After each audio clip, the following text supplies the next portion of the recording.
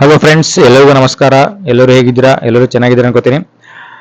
So friends, ಏನಪ್ಪಾ ಅಂತಂದ್ರೆ last Friday ದಿನ ಮಾರ್ಕೆಟ್ ಯಾವ ತರ ಮೂವ್ಮೆಂಟ್ ಆಗ್ಯದ, ಅದ್ರ ಬಗ್ಗೆ ಏನು ಇಂಪಾರ್ಟೆಂಟ್ ಲೆವೆಲ್ಸ್ ಯಾವ್ದು ಅದ್ರ ಬಗ್ಗೆ ಡಿಸ್ಕಸ್ ಮಾಡೋಣ. ಸೊ ಫ್ರೆಂಡ್ಸ್, ಆಕ್ಚುಲಿ ಏನಾಗಿತ್ತು, ಟ್ರಂಪ್ 10 days ಏನದ ಸಸ್ಪೆಂಡ್ ಮಾಡಿದ್ದ ವಾರ್.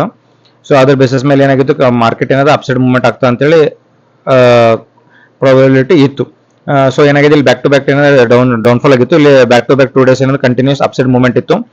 ಸೊ ಒಂದು ಒಳ್ಳೆ ಪಾಸಿಟಿವ್ ಮೂವ್ಮೆಂಟ್ ಇಲ್ಲಿ ತೋರಿಸ್ತದೆ, ರೈಟ್. ಇಲ್ಲೊಂದು green candle, strong green candle ಮೇಲೆ ಅಪ್ಸೈಡ್ ಮೂವ್ಮೆಂಟ್ ಆಗ್ಯದ. ಅದಾದ್ಮೇಲೆ ಇರಾನ್ದವ್ರು ಅಂದ್ರೆ ಯಾವುದೇ ತರ ಆ ತರ ಡಿಸ್ಕಷನ್ಸ್ ಆಗಿಲ್ಲ, ಅದೆಲ್ಲ. ಸೊ ನ್ಯೂಸ್ ಅಲ್ಲಿ ಇದು ಆದ್ಮೇಲೆ ಒಂದ್ ಸ್ವಲ್ಪ ನೆಗೆಟಿವ್ ಏನಾದ್ರೆ ಸಿನೇರಿಯೋ ತೋರಿಸ್ತು. ಬಟ್ ಅದು ಏನಾಗಿದೆ, ಕಂಟಿನ್ಯೂಷನ್ ಫಾಲೋ ಆಗಿ ಏನಾಗಿದೆ, ಮಾರ್ಕೆಟ್ ಗ್ಯಾಪ್ ಡೌನ್ ಓಪನ್ ಆಗಿದೆ. ಗ್ಯಾಪ್ ಡೌನ್ ಓಪನ್ ಆಗಿ ಇಮಿಡಿಯೇಟ್ ಏನದ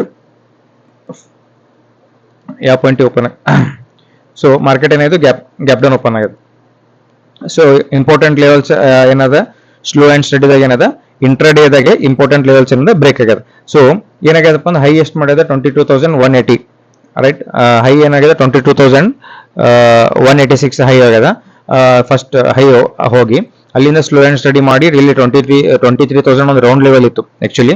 ಸೊ ಇಲ್ಲೂ ಯಾವುದೇ ಒಂದು ಮೇಜರ್ ಸಪೋರ್ಟ್ ತಗೊಳ್ಳೋದ್ರೆ ಏನಾಗಿದೆ, ಸ್ಲೋ ಅಂಡ್ ಸ್ಟಡಿ ಏನಾಗಿ ಇದನ್ನು ಸಪೋರ್ಟ್ ಬ್ರೇಕ್ ಆಗ್ಯದ. ಬ್ರೇಕ್ ಆಗಿ ಅಗೇನ್ ಒಂದು ರಿಟೆಸ್ಟ್ ಮಾಡಿ ಅಲ್ಲಿಂದ ಕಂಟಿನ್ಯೂಷನ್ ಡೌನ್ಫಾಲ್ ಆಗ್ಯದ.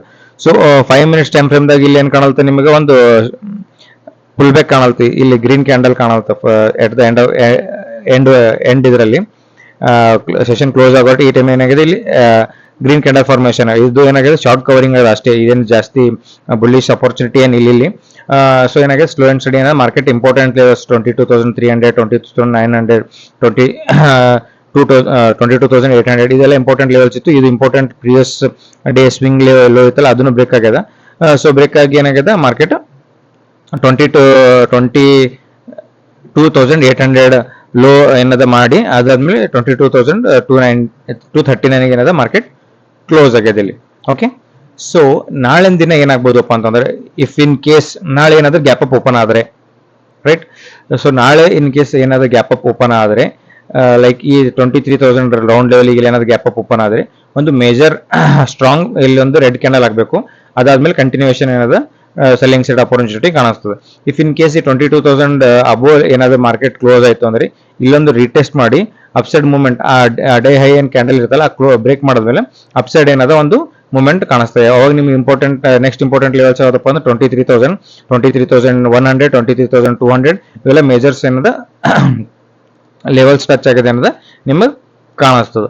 ಇಫ್ ಇನ್ ಕೇಸ್ ಮಾರ್ಕೆಟ್ ಏನಾದರೂ ಫ್ಲಾಟ್ ಓಪನ್ ಆಯ್ತು, ಫ್ಲಾಟ್ ಓಪನ್ ಆಗಿತ್ತಂದ್ರೆ ವೇಟ್ ಮಾಡಬೇಕು until and unless previous day closing swing ಏನದ ಸ್ವಿಂಗ್ ಬೇಕಾಗೋವರೆಗೂ ವೇಟ್ ಮಾಡಬೇಕು. ಇಲ್ಲಿ ಅಪ್ ಸೈಡ್ ಇದೇ ತರ ಸೈಡ್ ವೈಸ್ ಮಾರ್ಕೆಟ್ ಏನಾದರೂ ಓಪನ್ ಆಯ್ತು ಅಂತಂದ್ರೆ ಈ ಝೋನ್ ಏನಾದ್ರು ಬ್ರೇಕ್ ಆಗೋವರೆಗೂ ವೇಟ್ ಮಾಡಬೇಕು. ಇಫ್ ಈ ಝೋನ್ ಏನಾದ್ರು 22,700 ಇದೇನು ಲೆವೆಲ್ ಅದಲ್ಲ, ಈ ಲೆವೆಲ್ ಏನಾದ್ರು ಬ್ರೇಕ್ ಆಯ್ತು ಅಂದ್ರೆ ನೆಕ್ಸ್ಟ್ ಇಂಪಾರ್ಟೆಂಟ್ ಲೆವೆಲ್ ಯಾವ್ದಪ್ಪ ಅಂದ್ರೆ 22,500. ಸೊ ಇಲ್ಲೊಂದು ಪ್ರೀವಿಯಸ್ ಸ್ವಿಂಗ್ ಅದ, ಇಲ್ಲಿ ನೋಡ್ರಿ, ರೈಟ್. ಇಲ್ಲೊಂದು ಪ್ರೀವಿಯಸ್ ಸ್ವಿಂಗ್ ಅದ. ಸೊ ಇಲ್ಲಿವರೆಗೂ ಏನದ ಬರ ಪ್ರಾಬಿಲಿಟಿ ಅದ 22,600. ಅದಾದ್ಮೇಲೆ ನೆಕ್ಸ್ಟ್ ಇಂಪಾರ್ಟೆಂಟ್ ಲೆವೆಲ್ ಯಾವ್ದಪ್ಪ ಅಂತಂದ್ರೆ 22,500. ಇವು ಎರಡು ಮೇಜರ್ ಏನದ ಸಪೋರ್ಟ್ ಆಕ್ಸಸ್ ಸಪೋರ್ಟ್ ಮಾಡ್ತಾವೆ ಇಲ್ಲಿ. So market slow and study ಇಲ್ಲಿ ಬಂದು ಸಪೋರ್ಟ್ ತಗೊಂಡು ಒಂದು ಫುಲ್ ಬ್ಯಾಕ್ ತಗೊಂಡು ಮತ್ತೆ ಬ್ರೇಕ್ ಆಗಿ ಈ ಝೋನ್ ಅಲ್ಲಿ ಈ ತರ ಏನದ ಮಾರ್ಕೆಟ್ ಮೂವ್ಮೆಂಟ್ ಆಗಕ್ ಕಾಣಿಸ್ತದೆ. ಇಫ್ ಇನ್ ಕೇಸ್ ಮಾರ್ಕೆಟ್ ಏನಾದ್ರು ಗ್ಯಾಪ್ ಅಪ್ ಓಪನ್ ಆಯ್ತು ಅಂತಂದ್ರೆ slow and steady upside movement ಆಗಿ ಈ ತರ ರೀಟೆಸ್ಟ್ ಮಾಡ್ಕೊಂಡು ಹಿಂಗ ಏನದ ಸ್ಲೋ ಅಪ್ಸ್ ಅಂಡ್ ಡೌನ್ಸ್ ಮಾಡಿ ಈ ಪ್ರೀವಿಯಸ್ ಹೈ ಏನಾದ್ರು ಕ್ಲೋಸ್ ಮಾಡ್ತು ಅಂತಂದ್ರೆ ನಿಮಗೆ 22,300 ಈ ಲೆವೆಲ್ ವರೆಗೂ ಹೋಗೋ ಪ್ರಾಬಿಲಿಟಿ ಏನದ ನಾಳೆ ಮಾರ್ಕೆಟ್ದಾಗ ಏನದ ಕಾಣಿಸ್ತದೆ. ಓಕೆ, ನೋಡೋಣ ಈ ಮಾರ್ಕೆಟ್ ಯಾವ ತರ ಓಪನ್ ಆಗುತ್ತೆ. ನಾಳೆ ಗ್ಯಾಪ್ ಅಪ್ ಓಪನ್ ಆದ್ರೆ ನಮಗೆ ಪೊಸಿಷನ್ಸ್ ಯಾವುದು 23,100, 23,050 ಅಬೋ ಏನಾದ್ರು ಬ್ರೇಕ್ ಆಯ್ತು ಅಂದ್ರೆ ನಮಗೆ slow and steady upside movement ತಗೋದು. If in case gap down up ಅಂದ್ರೆ ಈ ಲೆವೆಲ್ಸ್ಗಳಿಗೆಲ್ಲ ಏನದ ನಾವು ಶಾರ್ಟ್ ಮಾಡ್ತಿರ್ತಾರಲ್ಲ ಅವನ್ನ ಪುಟ್ನ ಬೈ ಮಾಡ್ಕೊಂಡು ಪ್ರಾಫಿಟ್ ಮಾಡ್ಕೋಬಹುದು.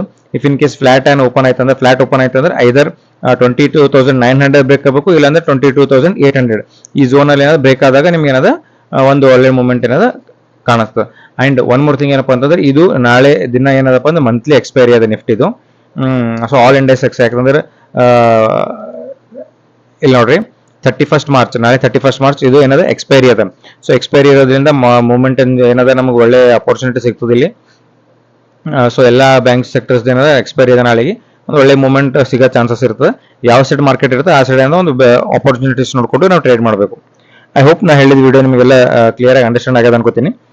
ಫ್ರೆಂಡ್ಸ್, ಆಕ್ಚುಲಿ ಏನಾಗಿತ್ತಪ್ಪ ಅಂತಂದ್ರೆ ಈ ದಿನದಲ್ಲಿ ಏನಾಗಿತ್ತು, ಇಂಡಸ್ಟ್ರೀಸ್ ಸ್ಟಾಕ್ಸ್ಗಳಲ್ಲಿ ಏನಾಗಿತ್ತು, 6 ಸ್ಟಾಕ್ ಮಾತ್ರ ಗ್ರೀನ್ ಆಗಿದ್ವು, ರಿಮೈನಿಂಗ್ ಎಲ್ಲ ಸ್ಟಾಕ್ಸ್ಗಳು ಏನಾದ್ರು ನೆಗೆಟಿವ್ ಇದ್ವು.